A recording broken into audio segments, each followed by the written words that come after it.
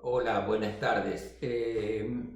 Hoy el Evangelio sobre el cual vamos a tratar es de San Mateo, capítulo 22, versículos del 34 al 40, y podríamos titularlo El mandamiento más importante. Y dice así el evangelista: Cuando los fariseos oyeron que Jesús dejó callados a los saduceos, se reunieron. Uno de ellos, que era experto en la ley, quería tenderle una trampa a Jesús y le preguntó: Maestro, ¿cuál es el mandamiento más importante de la ley? Jesús le dijo: Ama al Señor tu Dios con todo tu corazón, con todo tu ser y con toda tu mente. Este es el primer mandamiento y es el más importante. Hay también un segundo mandamiento parecido a este, que es: ama a tu semejante como te amas a ti mismo.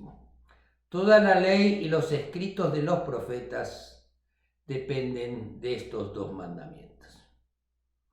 Yo reflexionaba sobre este evangelio y pensaba que el evangelio de hoy se desarrolla cuando Jesús se encuentra en Jerusalén, precisamente en el templo, donde se inicia un debate entre él y sus adversarios, los sumos sacerdotes y escribas, entre los sumos sacerdotes y los ancianos del pueblo, y entre los sumos sacerdotes y los fariseos.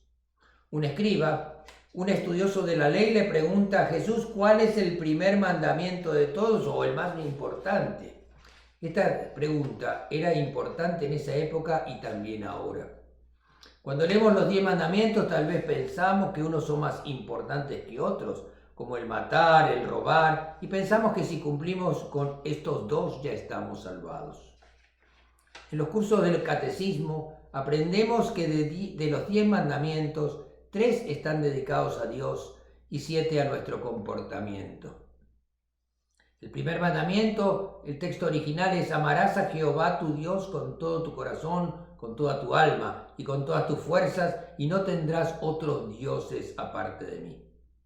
Jesús nos recuerda que nuestro Dios es solo uno. Dios es el creador de cuanto existe y el que hace que todo el mundo siga existiendo.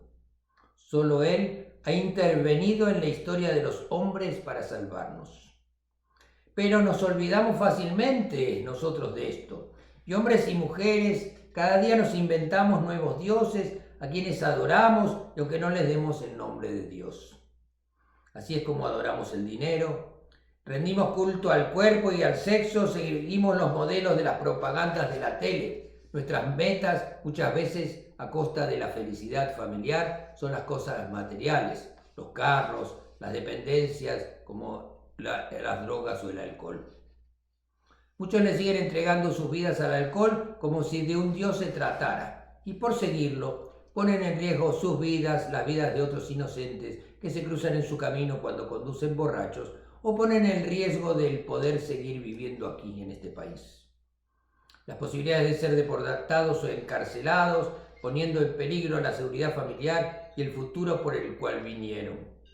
Hay otros dioses que vemos cada día, como los dioses de la guerra, el poder, la fama, el dinero, el placer. Si somos incrédulos, si no creemos en nuestro Dios, seguramente crearemos otros dioses que ocupen su lugar en nuestras vidas. Jesús nos afirma que Dios único y verdadero debe ocupar el lugar principal en nuestras vidas. Muchas veces dejamos a Dios en el último lugar y nos olvidamos de Él. Pero en el momento que lo necesitamos, creemos que Él tiene que estar a nuestra entera disposición para librarnos de los problemas que pudiéramos tener, como si nosotros y nuestros problemas fueran lo único y lo más importante en este mundo. Jesús nos dice que debemos amar a Dios sobre todas las cosas. Ahora la pregunta que posiblemente esté en nuestras cabezas sería: ¿cómo podemos amar a alguien que no conocemos? La única manera de conocerle a Dios es a través de su palabra. Quiere esto decir que debemos empezar a conocer su palabra, la que está en la Biblia, esa misma palabra que cada domingo oímos en las lecturas durante la misa. Si no conocemos a Dios, nuestro amor por Él no pasará de ser un sentimiento pasajero, algo no duradero.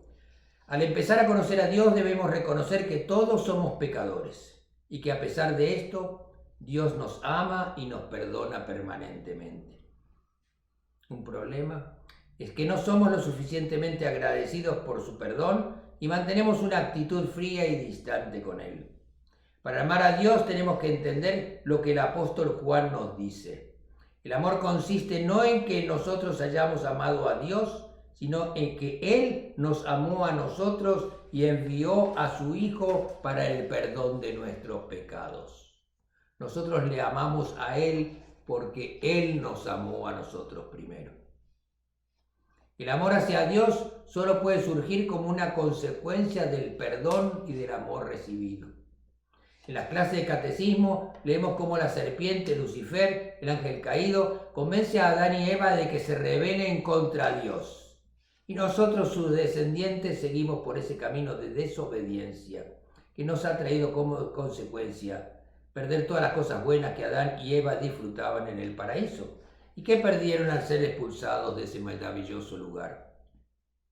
Dios quiere volver a darle a la humanidad la posibilidad de volver a disfrutar de esa relación perdida, plena del amor de Dios por nosotros. Y es así que manda a su Hijo Cristo a dar su vida por nosotros, como una muestra del amor infinito de nosotros que somos su creación. El amor infinito de Dios por nosotros exige que conozcamos a Dios y que le demos el lugar que le corresponde en nuestras vidas.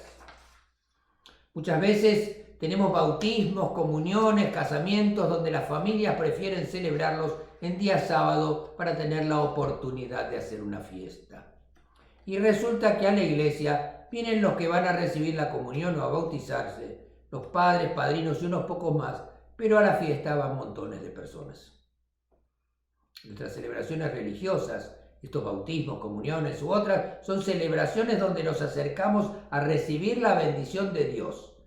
Ese día es especial y Dios debería ser la figura principal. Dios es el centro de nuestras vidas y los que se llaman cristianos no vienen a la iglesia a acompañar, recibir y compartir las bendiciones de Dios, lamentablemente. Yo entiendo y comparto con ustedes las tradiciones de festejar con familia y amigos estas fechas tan importantes, pero cuando ustedes planifiquen la fiesta, incluyan como un acto importante la ceremonia en la iglesia. Y hasta en las invitaciones podrían poner, por ejemplo, celebraremos el bautizo o la presentación o la quinceañera en tal iglesia a tal hora. Les invitamos a que compartan con nosotros la bendición de Dios en la misa de celebración. Después de la ceremonia, continuaremos celebrando con una cena o baile. Esperamos que todos nos acompañen a la celebración completa. Ayudemos a aquellos que, teniendo la oportunidad de acercarse a Dios, desprecian esta oportunidad de que Dios bendiga sus vidas. Muchos van a las fiestas a comer, beber y bailar, pero hacen oídos sordos a participar en la ceremonia religiosa. Y uno se pregunta a quién adoran, a Dios o a la comida, bebida y baile. Dejan de lado lo más importante, que es la bendición de Dios. La verdadera fiesta comienza celebrando aquí en comunidad, en la iglesia. No pensemos la fiesta como un festejo independiente al que no han invitado a Dios. Yo los invito a que le den la importancia que se merece la celebración con Dios, nuestro Señor. En este evangelio de hoy, Jesús completa la idea de cuál es el segundo mandamiento más importante, que es amarás a tu prójimo como a ti mismo. El escriba solo había preguntado cuál es el principal mandamiento, pero Jesús fue más allá y también dice cuál era el segundo mandamiento más importante. Con esto nos dice que los dos mandamientos están totalmente enlazados el uno con el otro. Si amamos a Dios, necesariamente debemos amar a nuestro prójimo que lleva la imagen de Dios. Es imposible amar a Dios y no amar a nuestro prójimo. Si tú amas a Dios, deberás amar a tu prójimo, y amando a tu prójimo no harás nada que le cause daño, pena o dolor. Amamos a Dios y sentimos compasión con el prójimo de la misma manera en la que sentimos compasión por nosotros mismos y por nuestros seres queridos. El mandamiento más importante es amar a Dios y a sus hijos. Necesitamos amar especialmente a Jesús, porque aquel que no lo haga no puede amar a Dios el Padre.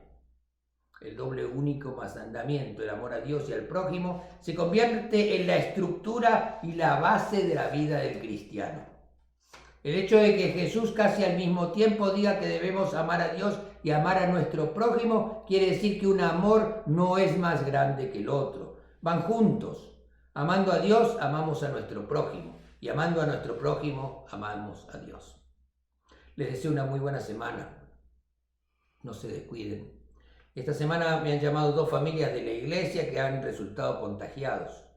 Les pido que le pidan a Dios por ellos, que se sanen pronto y que puedan regresar a sus vidas normales.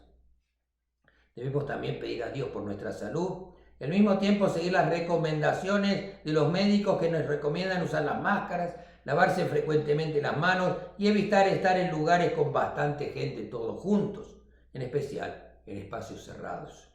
Que Dios los bendiga en el nombre del Padre, del Hijo y del Espíritu Santo. Amén.